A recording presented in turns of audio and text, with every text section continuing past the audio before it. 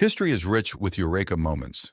Scientists from Archimedes to Isaac Newton and Albert Einstein are said to have had flashes of inspiration while thinking about other things. But the mechanisms behind this psychological phenomenon have remained unclear. A study now suggests that simply taking a break does not bring on inspiration. Rather, creativity is fostered by tasks that allow the mind to wander. The discovery was made by a team led by Benjamin Baird and Jonathan Schooler, psychologists at the University of California, Santa Barbara.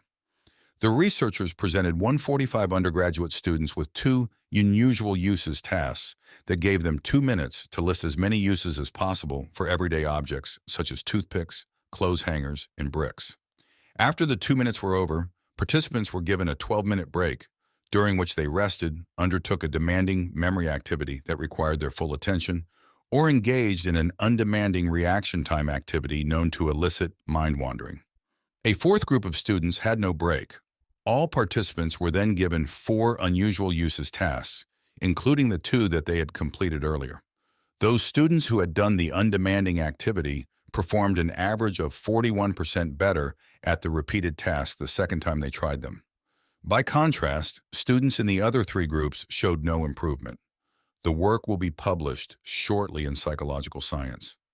We've traditionally found that rapid eye movement sleep grants creative insight. That allowing the mind to wander does the same is absolutely fascinating. I think they are onto something really interesting here, says Sarah Mednick, a psychologist at the University of California, Riverside.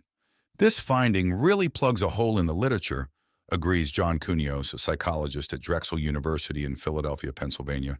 Participants who engaged in the undemanding task did not do any better than others on unusual uses tasks that they encountered for the first time in the second round.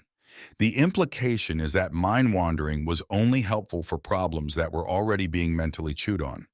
It didn't seem to lead to a general increase in creative problem-solving ability, says Baird. As well as revealing that breaks on their own do not encourage creative thinking, Baird's work suggests an explanation for one of psychology's great mysteries: why we zone out.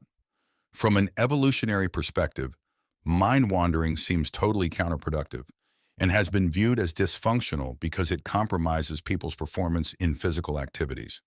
However, Baird's work shows that allowing the brain to enter this state when it is considering complex problems can have real benefits. Zoning out may have aided humans when survival depended on creative solutions. There is a real possibility that mind wandering is so common because evolution has selected for it over time. But before we can come to that conclusion, we have to ascertain whether it's genetically determined, says Cunios.